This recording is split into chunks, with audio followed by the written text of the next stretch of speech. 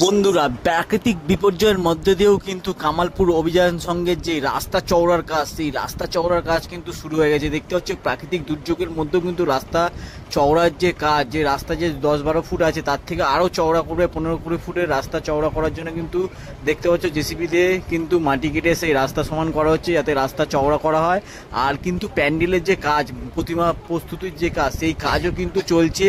এই প্রাকৃতিক দুর্যোগের মধ্যে কিন্তু কাজ থেমে নেই, তবে প্রাকৃতিক দুর্যোগ কিন্তু প্রচুর সমস্যার মধ্যে ফেলে দিয়েছে এই কামালপুর অভিযান সংঘের যে দুর্গাপুজোর প্রস্তুতিতে কিন্তু দেখতে পাচ্ছ। আর এখানে কিন্তু প্রচুর পরিমাণে বৃষ্টি পড়ছে, আর সেই বৃষ্টির মধ্যেও কিন্তু এখানকার যে ব্যক্তিরা আছে, পুজো উদ্যোক্তারা, তারা কিন্তু কাজ চালিয়ে যাচ্ছে। দেখো কিভাবে তারা কিন্তু কঠোর পরিশ্রম করে তাদের আবেগকে কিন্তু এবছর কিন্তু তারা বাস্তবে পরিণত করতে চাইছেই। কিন্তু দেখো কিভাবে তারা কাজ করছে।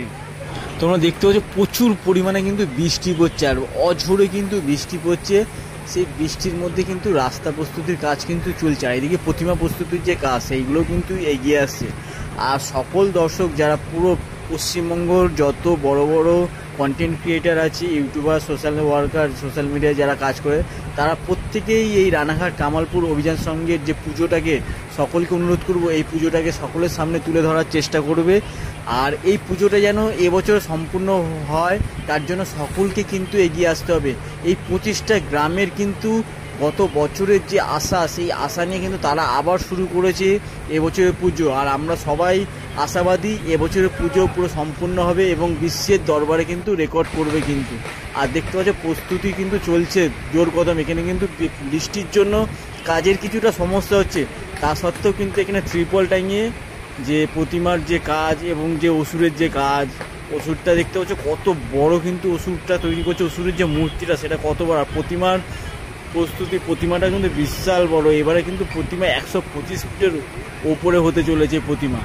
আর এখানকার মানুষদেরকে অনেক ধন্যবাদ যারা এই বৃষ্টির মধ্যেও কিন্তু কাজ চালিয়ে যাচ্ছে। দেখো, আর তোমাদের প্রত্যেকের সাপোর্ট না থাকলে কিন্তু এই পুজো কিন্তু এগিয়ে নিয়ে যাওয়া সম্ভব না। তাই সকলে মিলে এগিয়ে আসতে হবে। আর ভিডিওটা ভালো লাগলে সকলের সাথে শেয়ার করো, সকলকে দেখার সুযোগ করে দাও। আর রানাঘাট অভিযান সঙ্গে তোমরা কিভাবে যাবে আরও একবার বলে দিচ্ছি। রানাঘাট স্টেশন থেকে তোমরা কিন্তু চলে যাবে রানাঘাট অভিযান সংঘ যে ক্লাব আছে, সেই অভিযান সংঘের ক্লাব বললে যে কাউকে রানাঘাট থেকে নেবে, স্টেশনের থেকেই কিন্তু যে কোনো টোটো অটো ধরে ওখানকার অটো যায়, সেখানে গেলেই কিন্তু তোমরা চলে যেতে পারবে রানাঘাট অভিযান সংঘ কামালপুরের অটো ধরে কিন্তু তোমরা চলে যেতে পারবে একদম এই অভিযান সংঘ মাঠের সামনেই কিন্তু চলে আসবে। আর দেখতে হচ্ছে অসুরের মূর্তিটা কত বড়, আর এইখানে কিন্তু প্রতিমার যে পা, সেই প্রতিমা তৈরি প্রস্তুতি কিন্তু চলছে, যেটা গত বছর অর্ধেক হয়ে পড়েছিল, এই বছর কিন্তু পুরো সম্পূর্ণ করছে। আর এখানকার যে প্রধান উদ্যোক্তা যে সুজয় দা, সেই সুজয় দাকে অনেক অনেক ভালোবাসা, অভিনন্দন জানাই আমার তরফ থেকে। তোমরা এইভাবেই আরও অনেক কাজ করে এগিয়ে যাও, সকলেই কিন্তু তোমার পাশে আছে। আর এই রানাঘাট অভিযান সংঘের এই প্রতিমাটা আমাদের বাংলার গর্ব, বাংলার যে গর্ব সেটা বিশ্বের দরবারে যেন অনেক নাম কামাতে পারে বিশ্বের দরবারে। আর ভিডিওটা তোমাদের ভালো লাগলে অবশ্যই শেয়ার করো, লাইক করো।